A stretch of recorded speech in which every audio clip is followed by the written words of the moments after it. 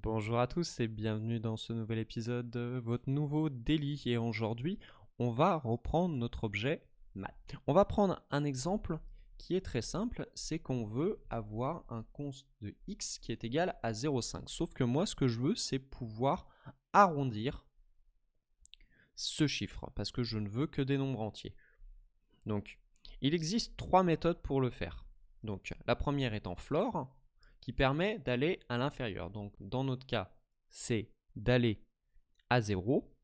Donc, ensuite, nous avons round qui va être au plus proche. Donc, ça veut dire que ça va être, si on est plus proche de 0, ben, on va au niveau de 0. Et si on est plus proche de 1, on va au niveau de 1.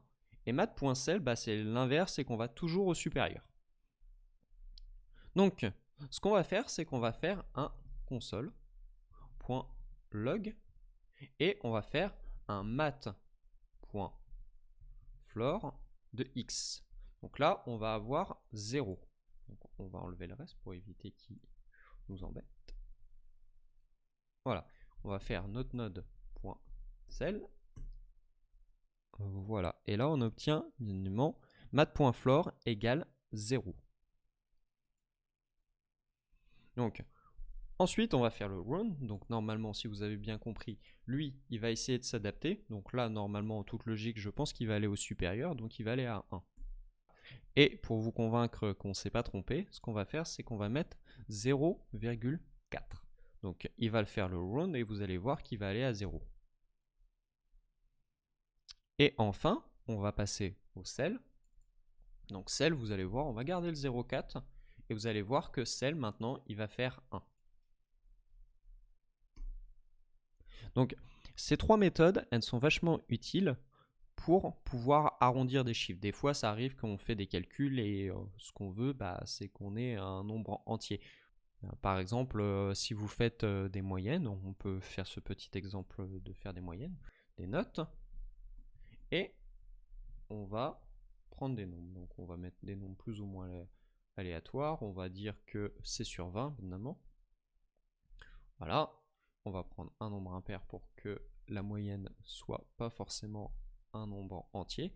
Donc, ce qu'on va faire, c'est qu'on va faire console.log de la moyenne, donc qu'on n'a pas encore défini, donc on va l'appeler AVG. Donc, comment faire la moyenne? Ah bah c'est un bon petit rappel ça. Donc on peut faire un const de AVG, et AVG, on peut dire que c'est note.reduce. Donc reduce va nous permettre de faire la somme. Donc il faut mettre un accumulateur, donc on va l'appeler ACC pour accumulateur, et on va passer une note. Et ensuite, on va dire que c'est ACC plus la note. Voilà. Donc, ce qui fait qu'avec ça, maintenant, on se retrouve à avoir la somme. Donc, nous, ensuite, ce qu'on veut faire, c'est diviser par le nombre d'éléments du tableau. Donc là, ce qu'on fait, c'est note.length. Voilà. Et comme ça, on obtient la moyenne. OK? Donc, on va clear et on va calculer la moyenne. Voilà, la moyenne de ces notes est de 12,2. Alors, moi, le problème, c'est que c'est l'épreuve du baccalauréat, surtout qu'on en parle beaucoup en ce moment. On va se dire, ouais, mais dans le baccalauréat, il est interdit d'avoir des nombres à virgule. Donc, la règle exacte du baccalauréat, c'est de dire, si on a un nombre à virgule, on arrondit au supérieur. Donc là, on utilisera le cell.